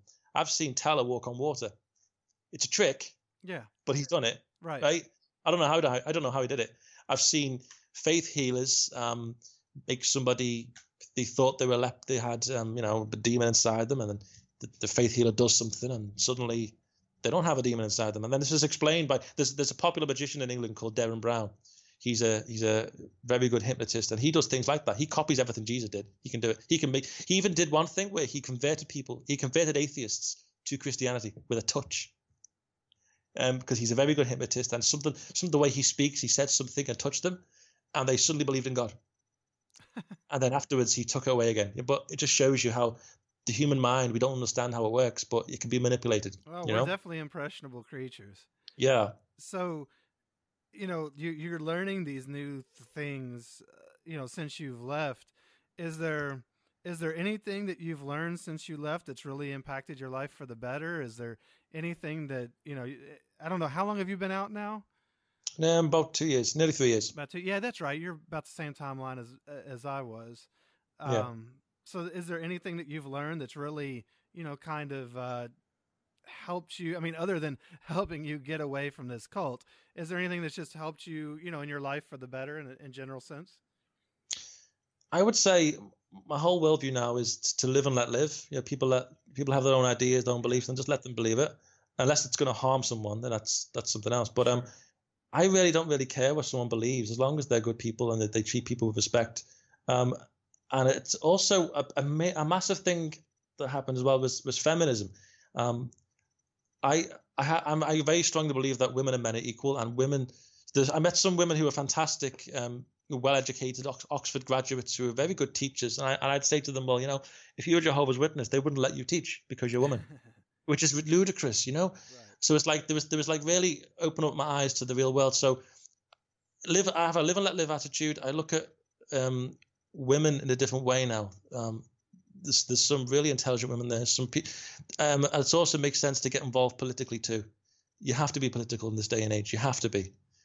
It's all very well saying I don't vote because that would mean I'm voting, and maybe this politician would bring in a policy I don't agree with later on. Well, that's something else. But you have to be politically aware today, because if you look at, for example, like World War II, where the Nazis are invading left, right, and centre, you're just going to sit there and let it happen. Mm-hmm. And you can't. You have to be involved. You have to stand up and fight for stuff like that. Yeah. But that's and another thing I learned since leaving is sometimes people can't be convinced because they don't want to be convinced. I mean, there's a website called Quora.com where the people ask questions and you answer them. And I'm on that, by the way. And I get like Jehovah's Witnesses answer questions on there, which you can tell they don't know the whole truth. And sometimes you'll comment on it and give them the truth and they don't want to know. And you can reply all you want and keep going conversation, but sometimes people don't want to be they don't want to be convinced. Sometimes they're happy in their little religion, and if they feel safe in it, and they don't want to be moved from it. And so you have to respect that too. Sometimes it's unfortunate, but yeah. But that gets back to the live and let live. Yes. Is there any way that your past life is still impacting you? Yeah, I mean, I think about it every day, I think about this religion every day, and I wish I didn't. I really wish I didn't. I know. But it affects me every day. Even when you read things in books about like controlling people, like you'll meet like an abusive. You read like a newspaper article about an abusive husband who's beating his wife up, and you see similarities to the religion you were in, like he wouldn't let his wife mix with anyone outside his family, or he wouldn't let his wife read any magazines about this subject. And it's like, yeah, that's exactly the same thing. Or you'll read about, like I mentioned earlier, like North Korea. In North Korea, they have one news station, one newspaper, one leader who tells them what the truth is, and that's the truth. And they're not allowed to question it because they'd be punished. So you notice things around you, and you can't believe you were ever fooled by it. You can't believe you were ever involved in it. And sometimes you feel ashamed that you're involved in it because of, some of the beliefs you have. It affects me mainly now only because of my daughter, because the witnesses are still trying to somehow influence her when it comes to, because she says to me even now, randomly, Jehovah doesn't like Christmas, or Jehovah doesn't like birthdays. Randomly she'll say, now she doesn't know what Jehovah is or who Jehovah is. She just says it as a sentence. But then I counter that straight away. I just say, that's okay, he's not real. And that's it. Right. Or she'll say like, Jehovah doesn't like birthdays. And so I have to say to her, well, do you like birthdays? And she says, yes. And I go, so do I. And I say, well, that's okay. Jehovah's not real. And that's it. But apart from that, it only affects me because I notice it everywhere I go. Yeah. And you see those stupid carts when you try and get out your mind. You see those carts, and then I'm lucky enough to live somewhere where there aren't many carts, because I would have a hard time not kicking them over every time I saw one. Oh, well, do you know what the worst thing is? Lately they've been featuring The Secret to Family Happiness. Oh. Yeah. While so you're walking around, family after family. A religion that has a track record of destroying families. And every ex-Jehovah's Witness I've met, their family has been destroyed in some way. Mm-hmm, absolutely. And this is the religion that says, "Oh, the secret to family happiness." The secret to family happiness, as far as I'm concerned, is don't shun each other. Yeah. Communicate. That's a pretty good rule. Yeah. Don't shun each other. Yeah. I mean, in anything, whether it comes to family, right. to anything, if you have a disagreement, communication. If you and I had a disagreement and we fell out, right? Yeah. Which I don't think we.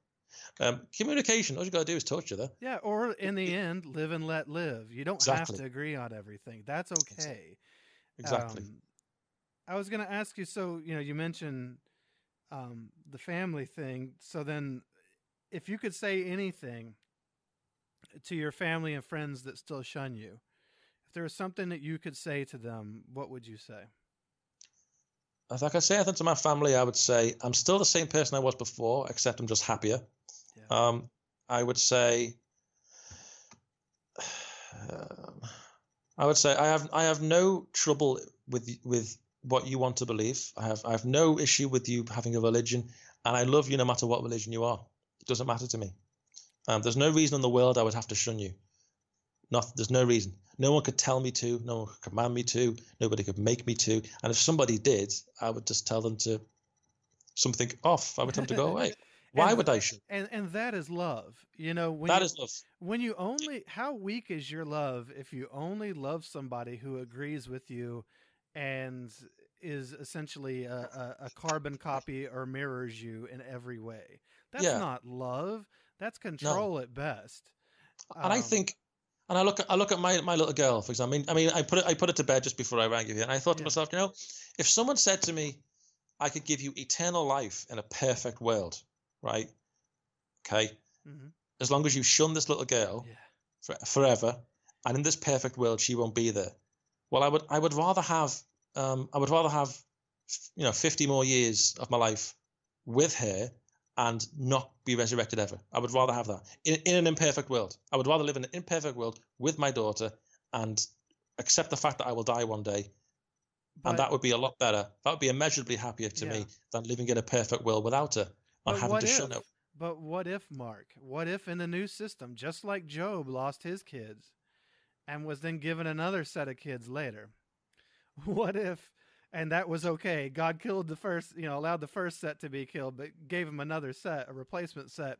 So, but what if you could abandon your daughter now and you would be given random other children in this new perfect world so that you could forget all about her? Oh, I would hate that, God. Right. Isn't that messed up? Yeah. That the best they can come up with, or even in Job's case, that the best they could come up with is, well, I mean, God pretty much killed his kids, but he gave them more kids later. No, it's just... it's so horrifying. Yeah, and you think, let's take, for example, of Job's kids, right? If I remember correctly, I think a roof fell in on him.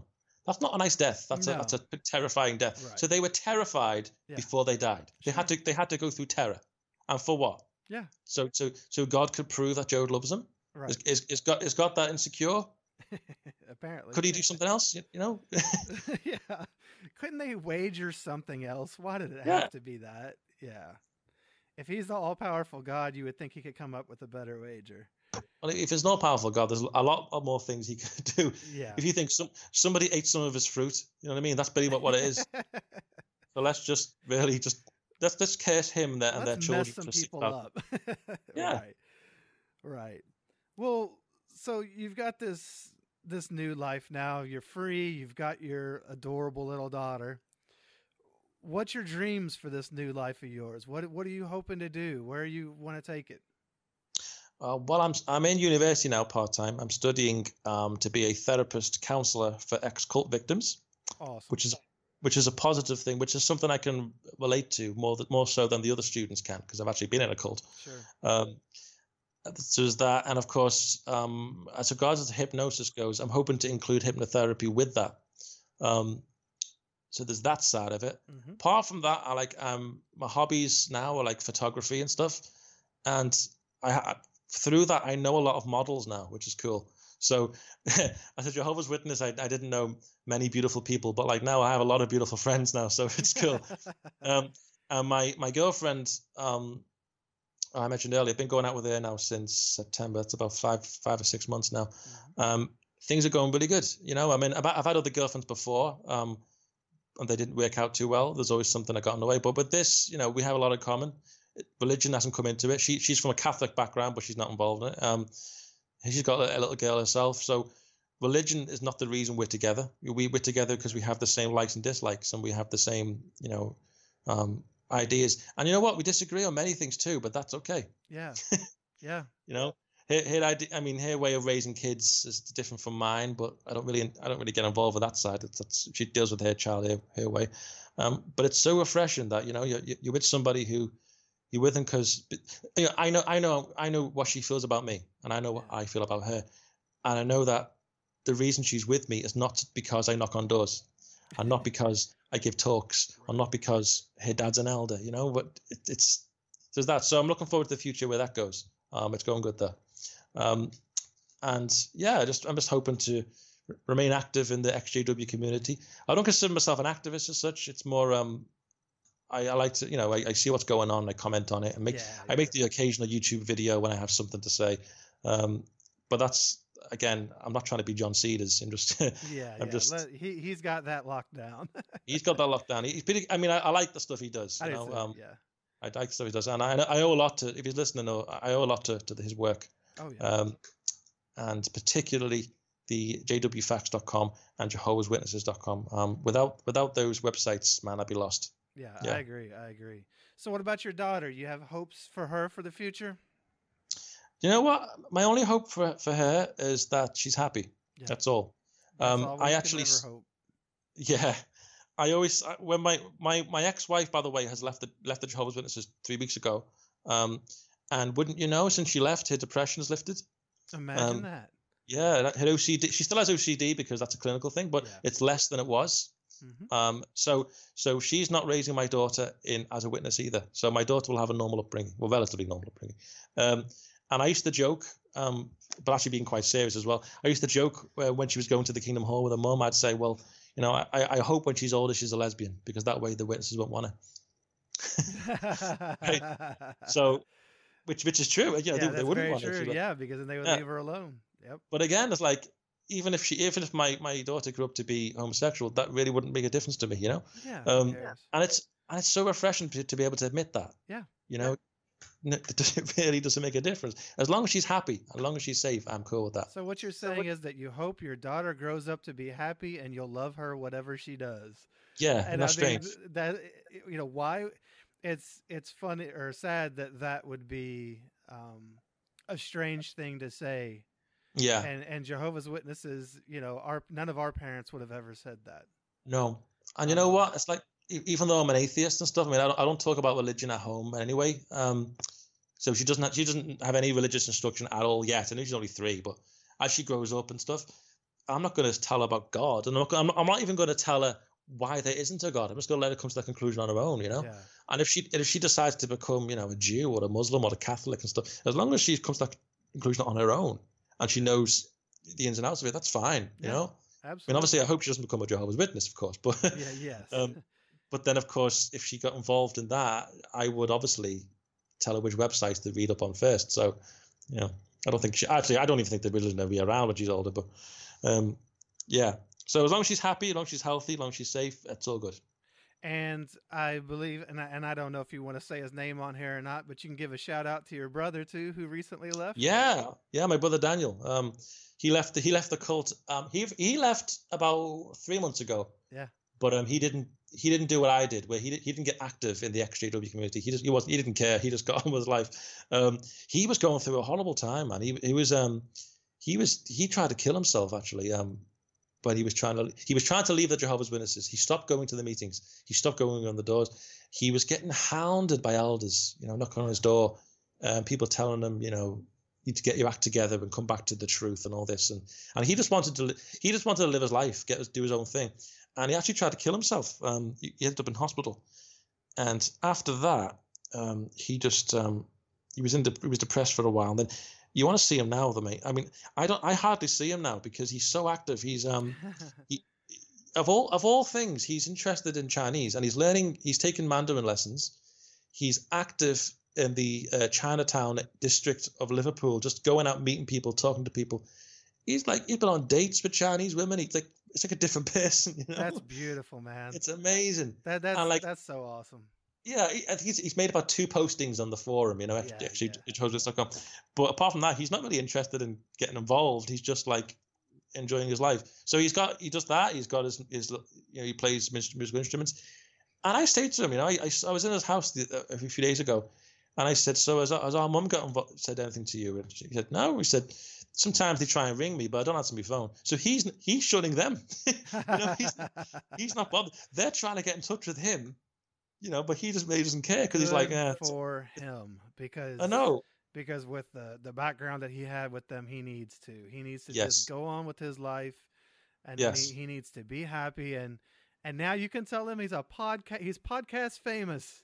Yes, I just you know what, Michael, I don't even he's not disfellowshipped that I know of. I don't think he is. He disassociated, but then I think they didn't accept the letter. There's something involved where they wouldn't accept the letter because they thought he wasn't thinking clearly, right? Right. So when I say to him, so are you disassociated or disfellowshipped? He says, I've no idea. He doesn't know. All he knows is he's free. He's free, and he's dating Chinese women, and he's speaking Chinese, and he's doing Chinese cooking. He's like, I don't know what's going on, man, but he's happy. So, you know, again, whatever. That's all you can wish for anybody, right? That's it. And I think he's finding his feet. You know, he's doing what I did. He's looking into so many different subjects and finding out who he is, what he likes, and apparently he likes Chinese women. So that's what he's doing. Hey, whatever makes the man happy, right? Exactly. He's not hurting anybody. Oh no. Well, man, I appreciate it. I think that was a really good interview. Is there anything that you would like to say that I didn't get to ask or didn't get to cover? Only thing I would say is, if anyone, I mean, I don't know if any active Jehovah's Witnesses listen to this. If you do think you have the truth, and I'm not trying to be provocative. If you think you have the truth, then by all means look at different sides of the argument. If someone says, "Oh, I know something about Jehovah's Witnesses that you don't know," well, listen to what they have to say. If it's a lie, you'll know it's a lie. If it's true, then they should back it up with evidence. If they don't back it up with evidence, then I agree. Don't listen to it. But then I think 99% of XJWs cite their sources. I know I do. Mm-hmm. I am not interested in lies about the Watchtower Society. I'm not interested in that at all. I don't want people to leave because they've been lied to about the Watchtower Society. So you'll find a lot of XJWs will always tell you where they got the information from. So if you have the truth, make it your duty to make sure it is the truth. The Bible says you should test it to see if you are in the truth. Make sure the more important things. That's it. So if someone says, "Oh, the Jehovah's Witnesses are wrong about, I don't know, 144,000," well, see why have they said that? Right. By all means, try and convince them the opposite. You know, listen to what they have to say, because surely, if they're saying that and they're wrong, you have blood on your hands, don't you? At Armageddon, you should teach them. And personally, I mean, I know of all the XJWs I've met, I don't know any who hate Jehovah's Witnesses as people. I don't know any. I mean, I wouldn't say hate, but I have a strong problem with the Watchtower Society and the governing body. But I don't hate Jehovah's Witnesses. Why would I hate Jehovah's Witnesses? They're being deluded. They're deluded because they're being fooled. They're just used. Cult victims. They're cult victims, and I was one of them. Yeah, I was too. I used to be afraid of apostasy, afraid of apostates, but if something is true, you have nothing to fear. Yeah, absolutely. You have nothing to fear. So, and again, if new light that comes out, well, it's only new light because somebody in Bethel is out there researching more. Why can't you do that? Why can't you research? That's if true. the governing body aren't inspired or infallible, well, neither are you or I. So why is their opinion worth more than yours? Right. So that's all I need to say about that. But yeah, I've enjoyed this interview too, Mike. It's been good. I want to thank Mark for making himself so available that he can come on here and tell his story, even with the time difference, and stayed up late, telling this story to me as we got on the call. I want to thank Mark for the activism that he does in making videos here and there. I'll put a link to his YouTube channel and the resources on the website. Mark is also big on Quora, Quora. For some of you who may not know, that's a site where the general public can go and ask questions about things and get answers from experts on various subjects. And Mark is a great fit there. He likes to get on there and help people understand the truth about the truth, as we call it, as Jehovah's Witnesses or ex-Jehovah's Witnesses. If you'd like to continue the conversation, you can go to the link in the description for this episode for my site. There you can leave comments for every person that's interviewed. They'll see the comments, they can reply, you can spark a conversation with them. If for some reason the links don't show up in your podcast app, you can go to shunnedpodcast.com, and on the episodes page, you'll see each one. You'll also have links for songs that each person chose to represent their journey, resources that they mention, ways to support the show, really just anything you might want or need. Oh, and if you visit the site to leave him a comment or check out the resources that he mentioned, I thought it might be fun. I'll even include my favorite verse from the Book of Thomas. I think you'll like it. It's amazing. If you'd like to learn more about my story and the cult of Jehovah's Witnesses, you can listen to my podcast series called This JW Life, or find out more at thisjwlife.com. If you'd like to support the podcast, you can do so in a few ways. First, I love seeing comments and conversations on the shunnedpodcast.com website because it supports those that are being vulnerable and open and telling their stories. Second, I love seeing 5-star reviews pop up on iTunes with great comments. It's encouraging to see, and it also helps lend credibility to what we're doing here so that others might be able to find the show and get help. And finally, there is no charge for the show, but if you'd like to make a voluntary contribution to the worldwide work that actually helps somebody, and my ex-JW friends are going to get why I said it that way, you can support the show financially by going to patreon.com/shunned. Patreon is Patreon. And for as little as $1 a month, you can help support the show. All musical support for the show is from Poddington Bear. And next month, we've got a great interview with Fernando. He's a really fascinating story about being gay in the organization and, what that was like, how he felt, knowing that he was condemned by his very nature inside the cult. So join us again in June and learn more about him, his journey out of the cult, and how his life has gone after losing so much. So as always, love others, do no harm, and go be happy.